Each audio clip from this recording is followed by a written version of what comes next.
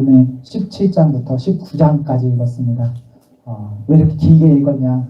이래야 여러분들이 엘리야 스토리의 전반부 전체를 아는 것입니다. 아마 여러분들 가운데는 부분적으로는 이것을 들어봤을 거예요. 하면 풀로는 읽어보신 분 분명 없을 겁니다. 그래서 고의적으로 길게 읽은 겁니다. 지난주에는 에스더 10장까지 다 읽은 거 아시죠? 고의적으로 계속해서 성경 가급적이면 풀로 읽을 수 있게 노력하고 있습니다. 오늘 본문은 19장 1절부터 18절까지 있는 것을 가지고 본문으로 말씀 전합니다. 오늘 말씀은 열왕기상 19장 1절부터 18절에 있는 말씀으로 언제 가장 힘드셨습니까? 언제 가장 힘드셨습니까? 라는 제목으로 하나님 말씀 증거하겠습니다. 여러분은 힘듦을 경험해 보신 적 있으십니까? 모든 사람은 힘듦을 경험합니다. 아무리 어린아이라 해도 힘듦이 있습니다. 아무리 부자라 해도, 아무리 어떤 좋은 자리에 있다 해도 힘듦이 있습니다. 사람은 각자 아무도 모를 이해하기 힘든 어떤 힘듦이 분명 있습니다. 여러분 마음속으로 한번 대답해 보십시오. 어떤 힘듦이 있습니까? 혹은 있었습니까? 그리고 그 가운데 어떤 것이 가장 힘들었습니까? 저는 24살 때가 가장 힘들었습니다. 그때가 대학교 3학년 때였습니다. 너무 힘들었습니다. 저는 그때 교회에서 전도사로 사역하고 있었고 학교에서는 학생이었고 총학생회에서는 임원이었습니다. 너무 할 일이 많았습니다. 그런데 그것 때문에 힘들지는 않았습니다. 일이 많아서 힘들다, 바빠서 힘들다, 물론 그것은 힘든 것입니다. 그런데 사람을 그것보다 훨씬 힘들게 하는 것이 있습니다. 일이 많은 것보다 훨씬 힘들게 하는 것. 혹시 뭘까요? 일보다 더 힘든 게 뭔지 아세요? 관계의 문제입니다. 저나 여러분들이나 지금까지 그리고 앞으로도 일에서 힘들다기보다는 관계의 힘듦 때문에 그 외의 모든 것에 영향을 미치고 정리하고 싶고 힘듦을 경험하게 될 것입니다. 저는 가난한 가정에서 태어났고 그 과정에서 어떤 경제적 압박을 느끼거나 어떤 노동을 하거나 어떤 많은 일을 하는 것에 대해서 크게 나쁘다 생각하지 않습니다. 그저 사람이라면 자기 상황에 맞게 남 탓, 사회 탓, 하나님 탓하지 말고 열심히 살면 된다. 그게 저의 입장입니다. 저는 그것 또한 아무리 어려워도 그 사람에게 있는 복이라고 생각합니다. 여러분들이 저를 보실 때 어떻게 살았는지 어떻게 평가되실지 모르겠지만 제가 정말 아르바이트를 열심히 할 때는 하루에 4개씩 했습니다. 하루에 4개씩 했고 저는 교회 봉사도 열심히 하고 싶고 예배도 열심히 하고 싶고 여름에는 수련회도 가고 싶고 그런데 돈은 벌어야 해서 제 실력이 과외 같은 것을 가르칠 수 있는 실력은 아니었기 때문에 공사장에 가서 노가다 하면서 노가다가 뭔지 아시죠? 막노동 하면서 막노동에 돈이 많이 주거든요. 그리고 내가 쉬고 싶은 날 쉴 수 있고 그런 것들을 하면서 생활했습니다. 저는 그래도 되게 감사했습니다. 대학교 3학년 때 왜 제 인생을 통틀어서 가장 힘들었냐? 제가 그때 사람의 악함을 봤습니다. 너무 많이 봤습니다. 당시 저는 총학생회 임원이었고 그러다 보니 학교에 이런저런 일을 하게 되었습니다. 그때 학교의 이슈 중에 하나는 총장 퇴진 문제였습니다. 저는 퇴진에 반대하는 입장이었고 그러다 보니 퇴진에 원하는 쪽에서는 저를 설득하고 싶었고 또 총학생회가 함께하기를 바라는 상황이었습니다. 저는 계속해서 총장 퇴진에 반대했고 그러다 보니 저에 대한 여러 공격이나 루머가 있었습니다. 제가 당시 재정과 행정을 총괄하고 있었는데 대의원의 감사 때 가만두지 않겠다. 그리고 제 인격을 모독하는 말들도 학교에서 많이 돌았고 나중에는 실제 물리적인 충돌까지도 있었습니다. 제가 그런 것들을 보면서 정말 이해할 수 없었던 것은 서로의 입장이 저는 얼마든지 다를 수는 있다라고 생각합니다. 그런데 서로 만나서 이야기했던, 조율했던, 합의했던 내용에 대해서 하루밖에 안 지났는데 전혀 다른 말을 하며 거짓말을 하는 것이었고 그 거짓말하는 것에 하나님 이름과 성경 구절까지 언급해 가면서 하는 것이 저를 크게 상처받게 했습니다. 저는 지금도 그게 잘 이해가 되지 않고 그 사람들의 전 사실 용서가 되지 않습니다. 그리고 그때 제가 했던 어떤 선택들이 지금 생각해도 저는 100% 옳았다라고 생각합니다. 왜냐하면 저는 그때 거짓말하지 않았고 제 양심에 거리끼는 행동을 하지 않았고 그리고 얼마 후에 총장이 그냥 자진 사퇴를 했는데 그 총장 이후에 새로 온 총장이 우리나라 기독교 역사에 남을 만큼 악한 인물 중에 한 사람이 총장이 되어서 학교에 왔습니다. 또 그렇게 총장 퇴진을 원했던 인물들이 그 후에 학교에서 뭔가의 이권을 챙기는 데 개입했습니다. 가끔 그때 저와 함께 했던 사람들의 소식을 들을 때가 있습니다. 이름을 볼 때가 있습니다. 저는 그 교회와 그 성도들이 매우 불쌍하다고 생각합니다. 그리고 저는 더럽다라고 느껴집니다. 우리 초등부 선생님들 중에서는 제가 작년도에 이런 말 한 적이 있습니다. 제가 세상에서 이해하지 못하고 용서하지 못하는 두 그룹이 있다. 혹시 생각나시나요? 제가 정말 이해하지 못하고 용서하지 못하는 두 그룹이 있습니다. 싫어하는 그룹. 제가 초등부에서 그때 50%만 말했습니다. 두 그룹이 뭔지 아세요? 한 그룹은 가족입니다. 제 가족, 형제. 그리고 또 한 그룹이 목회자 그룹입니다. 그래서 가족 모임에 안 나가요. 가족의 상처가 그만큼 많다는 겁니다. 그리고 저 목회자 모임에 절대 안 나갑니다. 쉴 데가 없어요. 저의 아픔이죠. 제가 건강하지 못한 겁니다. 제가 지금 저의 과거를 장황하게 말하고 있는데 이런 어려움 중에 있을 때 정말 무력하고 할 수 있는 게 없고 뭔가를 해도 꼬투리 잡힐까 봐 걱정해야 하고 학생 식당에 가서 밥을 먹으려 해도 사람들의 시선을 걱정해야 하고 사람들이 있는 곳에 가는 것 자체가 엄청난 부담감이었고 빨리 이곳을 벗어나고 싶다는 것이 간절했을 때 세상이 혹은 현실이 사람이 정말 너무 싫었습니다. 미웠습니다. 제가 하나님 믿는 사람이고 하나님의 보응, 하나님의 보복을 믿는 사람이기에 그리고 저의 결백함을 믿기에 극단적인 일은 버릴 수 없었고 하나님이 저에게 주신 삶을 열심히는 살아야 했고 그때 제가 한 일이 뭐였냐면 자는 거였습니다. 빨리 자고 싶다. 빨리 눈 감고 싶다. 빨리 지금 좀 내 정신에서 벗어나고 싶다였습니다. 여러분들 저에게 이런 말 할 수도 있습니다. 기도 안 하셨냐? 찬송 안 하셨냐? 예배 안 했냐? 저 이런 거 다 했습니다. 저 자부하는 것 중에 하나가 이거예요. 저 플러스 마이너스, 제 플러스 위로 10년, 제 플러스 아래는 무한대로 이 계열에서 저 많이 하는 사람입니다. 관련된 거. 다 했습니다. 많이 했습니다. 그런데도 머리가 아픈 건 아픈 거예요. 그 순간에 저는 누워있고 그리고 잠자고 싶었습니다. 그런데 그거 아세요? 누워서 눈 감고 잠자는 게 쉬운 일이 아니에요. 자고 싶어도 잠이 오지 않을 때가 있습니다. 저는 오늘 본문에서 엘리야가 자는 것을 보면 정말 엄청나게 힘들었구나. 잠이 제대로 잤겠나 라는 생각이 듭니다. 그런데 지금 엘리야가 할 수 있는 것은 그게 전부입니다. 엘리야가 나를 죽이겠다는 사람 앞에서 광야로 도망왔는데 거기서 무엇을 할 수 있겠습니까?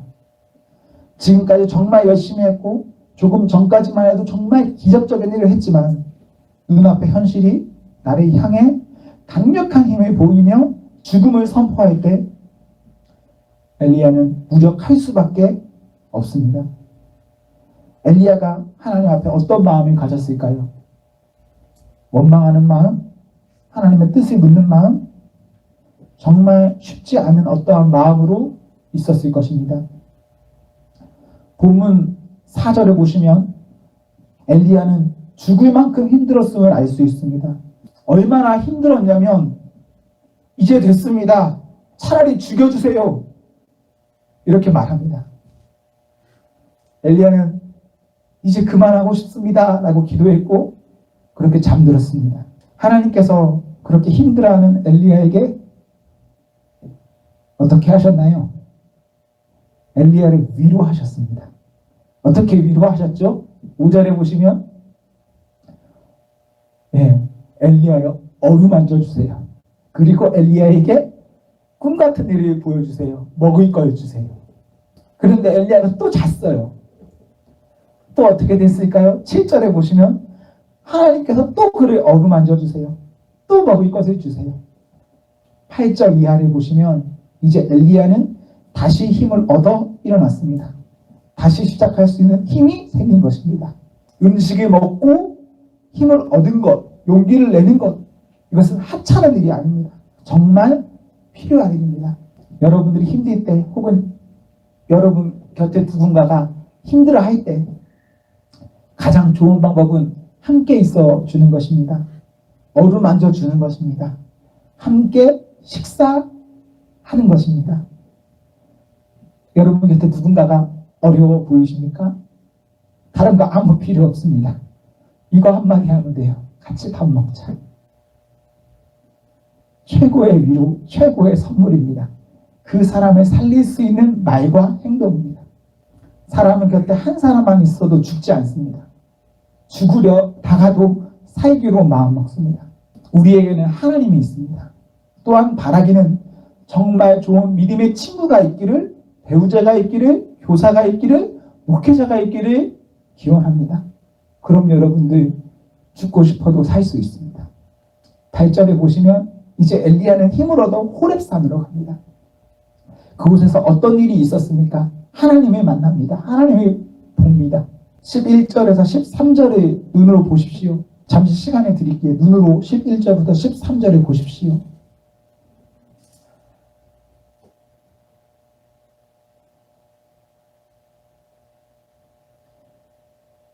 혹시 11절과 13절 이렇게 읽어보시면 혹시 생각나는 인물이 있으십니까?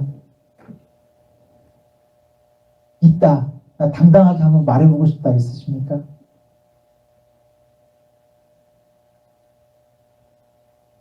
네, 좋습니다. 저는 11절부터 13절을 보면서 모세가 생각났습니다. 모세. 출애굽기 24장에서 나중에 집에 가서 체크해 보셔도 좋아요. 출애굽기 24장에서부터 시내산 언약 10계명 받는 내용이 나옵니다. 문제는 32장에서 모세가 10계명 받는 사이에 백성들은 하나님을 떠나 우상 숭배합니다. 지난 2월 2일 주일에 언급한 내용인데 그때 하나님께서 이 백성을 버리겠다 이야기하셨습니다. 너희에게 약속의 땅, 가나안 땅 주겠다 하셨습니다. 그런데 너희에게 그것을 주지만 나는 가지 않겠다 하셨습니다. 출애굽기 32장 32절에서 이때의 상황이 얼마나 심각한지 모세는 하나님께 용서를 구하며 차라리 저를 죽여주세요. 차라리 저를 구원해서 제거하여 주세요. 이렇게 기도합니다. 출애굽기 33장 12절 이하에서 모세는 기도합니다. 하나님 함께 가주세요. 주의 영광을 보여주세요. 33장 20에서 23절에 그때 하나님 어떻게 하셨냐? 하나님 모세에게 자신을 보여주셨습니다. 나타내 보이셨습니다. 40이 밤낮을 하나님 앞에 있으며 큰 어려움 중에 하나님을 본 모세. 그리고 오늘 본문에서는 8절, 11절, 12절, 13절에 큰 어려움 중에 40일 하나님 앞에 있으며 하나님을 본 엘리야. 힘든 것, 어려운 것, 누가 그것을 좋아할 수 있겠습니까? 그런데 그때 우리 믿음의 조상 선배들은 그 힘든 가운데 하나님을 만났습니다. 하나님을 실제적으로 봤습니다. 그럼 우리는 어떨까요? 여러분들의 어떤 힘듦이나 고난, 전 그거 여러분 당하기를 바라는 사람은 아닙니다. 그러나 혹시 우리가 그것을 당한다면 그때가 여러분들에게는 하나님을 볼 수 있는 기회입니다. 시편 50편 15절에는 이런 기록이 있습니다. 환난 날에 나를 부르라. 내가 너를 건지리리. 내가 나를 영화롭게 하리로다. 예레미야 33장 3절에는 이런 기록이 있습니다. 너는 내게 부르짖으라. 내가 내게 응답하겠고 내가 알지 못하는 크고 비밀한 일을 내게 보이리라. 본문 9절에 보십시오. 그리고 13절에 보십시오. 다시 본문 10절에 보십시오. 그리고 14절에 보십시오. 9절, 13절, 10절, 14절. 하나님 엘리야에게 물으십니다. 그리고 엘리야는 말합니다. 하나님 어떻게 물으셨죠? 똑같은 걸 물으셨습니다. 그리고 엘리야 어떻게 대답하죠? 똑같은 걸 말합니다. 저는 크게 두 가지를 생각합니다. 첫째, 하나님께서는 엘리야의 소명 혹은 오늘을 물어보셨다. 그리고 엘리야는 자신의 삶을 말했다. 두 번째로는 하나님께서는 엘리야에게 말할 기회를 주셨고 경청해 주셨다. 엘리야는 말했고 말했기 때문에 마음을 풀었다. 하나님과 엘리야의 이런 대화는 엘리야를 회복시켰습니다. 하나님께서는 처음에는 엘리야에게 어루만지시고 먹을 것으로 회복시켜 주셨고, 하나님께서는 두 번째로 엘리야에게 말씀하셨고 들으셨고 이것을 반복함으로써 그를 회복시키셨습니다. 10절, 14절에 엘리야는 만군의 하나님 여호와께 열심히 유별난 사람으로 유별나게 살았습니다. 10절, 14절에 엘리야의 답변을 쉬운 성경 번역으로 읽어드리겠습니다. 만군의 하나님 여호와여, 저는 언제나 제 힘을 다해 주님을 섬겼습니다. 그러나 이스라엘 백성은 주님과 맺은 언약을 어겼습니다. 그들은 주님의 제단을 부수고 주님의 예언자들의 칼로 죽였습니다. 살아남은 예언자는 저밖에 없습니다. 그런데 지금 그들은 저까지 죽이려 합니다. 우리가 진심으로 믿어도 진심으로 살아도 어려움 당할 수 있습니다. 내 행동이 100% 옳고 상대가 100% 틀렸어도 어려움 당할 수 있습니다. 믿음으로 사는 사람들이 계속된 어려움으로 하나도 남아있지 않을 수 있습니다. 내가 겪는 어려움이 어려움 정도가 아니라 최악일 수도 있습니다. 그런데 모든 일의 과정과 결과 이전에 우리 생각해 봐야 됩니다. 주님 앞에 열심히 유별함, 언제나 힘을 다해 주님을 섬기는 것이 저희들에게는 있는가? 우리의 삶에 어떠한 고통의 문제, 그거 좋다. 과정과 결과까지 다 좋다. 그런데 과정과 결과 이전에 우리는 주님 앞에 어떠한 모습으로 살아가는가? 이것 한번 생각해 보셔야 합니다. 성도의 몸과 마음의 자세, 성도의 몸과 마음은 그러한 엘리야 같은 꿋꿋함, 하나님께서 몇 번에 똑같이 물으셔도 몇 번에 똑같은 말로 대답할 수 있는 품격, 자부심이 필요합니다. 여러분 생각해 보십시오. 우리 그럴 수 있습니까? 하나님 저에게 반복해서 무엇인가 똑같이 물어보신다면 여러분 똑같이 대답할 수 있습니까? 엘리야는 그만큼 하나님 앞에 본인의 사명을 정말 열심히 특심함으로 살았던 겁니다. 똑같은 물음에 사람은 결국 말이 바뀌어요. 웬만해서 말이 바뀝니다. 하나님 여러분들에게 무언가 말씀하신다면 여러분 끝까지 여러분의 대답을 지켜가며 하실 수 있으시겠습니까? 신자가 신자로 신자답게 살지 못하면 우리는 흐릿하게 말할 수밖에 없습니다. 여러분이 똑바로 변하지 않고 제대로 말하고 싶습니까? 그렇다면 신자답게 사셔야 합니다. 열심히 유별하게 살아가셔야 합니다. 10절과 14절의 엘리야의 대답에 하나님께서는 15절에서 17절까지 하나님의 보복, 하나님의 보응을 말씀하십니다. 하나님께서 그냥 가만히 보고 계신 것만이 아닙니다. 엘리야가 당하는 고통, 그냥 하나님의 구경꾼이 아닙니다. 아합이라는 이세벨이라는 악한 통치자 앞에 그들의 앞날의 비참함을 이미 하나님 예비해 놓으셨습니다. 우리가 읽지는 않았지만 이후에 있는 내용 중에 열왕기상 22장 29절 이하의 아합의 죽음을 열왕기하 9장 30절 이하의 이세벨의 죽음을, 열왕기하 2장 12절 이하에서 엘리야의 후계자로 활약하는 엘리사를 보십시오. 하나님께서는 하나님 앞에 열심히 유별한 자의 삶의 기도를 그의 생전에도 보이셨고 또한 그가 승천한 이후에도 보이셨습니다.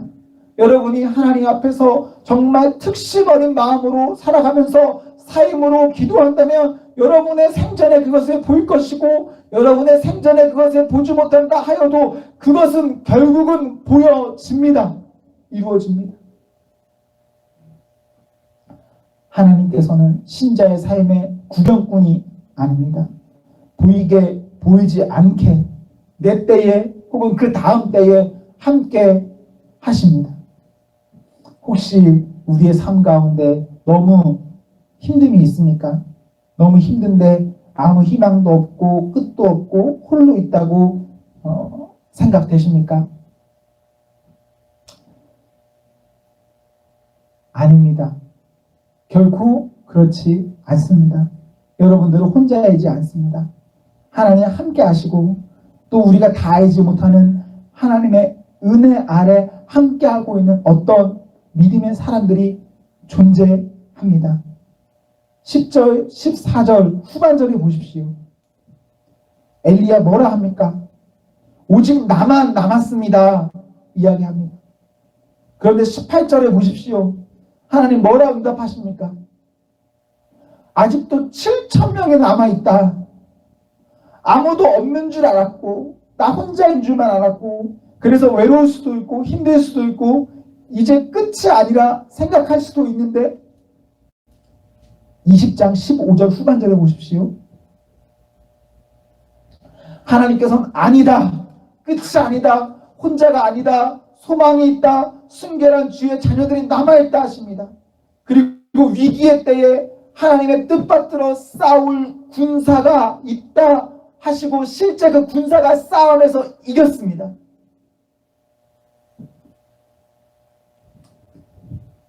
사랑하는 청년 공동체 여러분, 여러분 언제가 힘드십니까? 혹은 언제가 가장 힘들었습니까?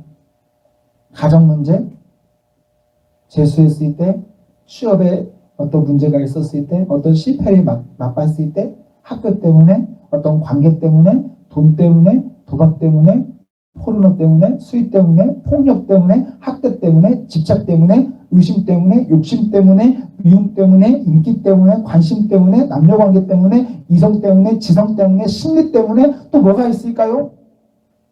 많은 것이 있겠죠. 우리의 어떤 힘듦이 과거의 어느 날이었습니까? 혹은 현재입니까? 과거의 어느 날이었든 혹은 현재이건 이 모든 시간 가운데 좌절, 낙심하지 마시고 은혜 가운데 더 큰 주의 섭리 안에 있기를 소망합니다.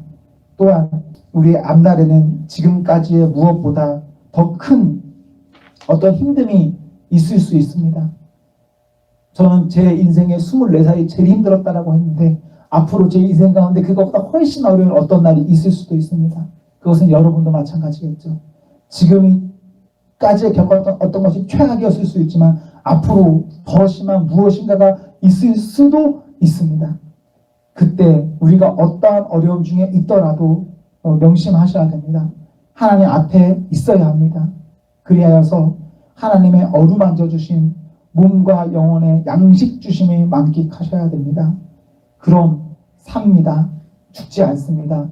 행복합니다. 저는 우리 공동체에서 목회자입니다. 그런데 제가 원하는 꿈은 목회자가 되는 것이 아닙니다. 저는 성도이고 싶습니다. 저는 참 성도로 하나님 말씀 잘 듣고 잘 읽고 따르고 실천하고 순종하는 사람이고 싶습니다. 그래서 오늘 같은 말씀에 저의 힘듦이 하나님의 만져주신 가운데 있기를 바라고 또한 제가 누린 은혜라면 저는 누구에게라도 따뜻한 차 한 잔 드리는 성도가 되고 싶습니다. 그래서 저나 여러분이나 하나님 앞에서 말씀과 말씀의 도구인 사람의 위로가 있기를 소망합니다. 하나님이 저에게 위로가 되셨습니다. 그리고 저는 하나님의 도구로 여러분에게 어떤 위로를 드리고 싶습니다. 저는 한 사람이라서 여러분 모두와 무엇인가를 하기는 어렵습니다. 특별히 요즘 같은 시기는 더 어렵죠. 그래서 아쉽습니다. 차 한 잔을 사드리는 것도 밥을 한 끼 먹는 것도 무엇인가 하는 것도 잘 내 마음대로 되지가 않아요. 그리고 그런 스케줄을 잡는 것도 내 의지와는 또 상관이 없고요. 그래도 마음이 가져야겠죠. 노력을 해야겠죠. 제가. 그리고 여러분 곁에 있는 사람들에게 함께. 그래서 오늘 제가 준비한 게 있습니다. 말씀을 실천하려고. 그냥 빵입니다. 원래 3명한테 주려고 사온 거예요. 누구 주려고 사왔냐면 서유빈 친구, 걔가 은서죠. 그리고 동주, 이렇게 3명. 지난주에 제가 처음 본 이 3분에게 뭔가 먹을 거 주고 싶었습니다. 그래서 사왔어요. 그래서 드릴게요. 알아서 나눠 드세요. 나눠서 다 유빈이 주면 되겠죠. 유빈이가 알아서 친구 주고 어떻게 해서 알아서 처리하시면 될 것 같아요. 그리고 이 자리에 몇 명이 앉아있죠? 하나, 셋, 다섯, 아홉, 열하나, 15명. 그쵸, 15명 맞죠? 유빈이도 15명이죠. 제가 예배 끝나고 오늘내로 여러분들에게 다 뭐 하나씩 보내드릴게요. 제가 실제적으로 여러분한테 뭐 이렇게 못하지만 제가 핸드폰으로라도 뭐 보내드리겠습니다. 그냥 가서 그냥 제가 아무 코멘트 없이 그냥 보낼게요. 그냥 가서 여러분들 그냥 이 인간이 뭔가 따뜻한 차라도 한 잔 사주고 싶었구나, 그런 마음이 있었구나 라는 생각으로 가서 차 한 잔 드시면서 그냥 조금의 쉼을 누릴 수 있었으면 좋겠습니다. 그렇게 지내십시오. 이제 마지막으로 어떤 코멘트를 다 달지 않고 하나만 더 말하겠습니다. 저는 오늘 말씀 가운데 18절이 가장 마음에 와닿았습니다.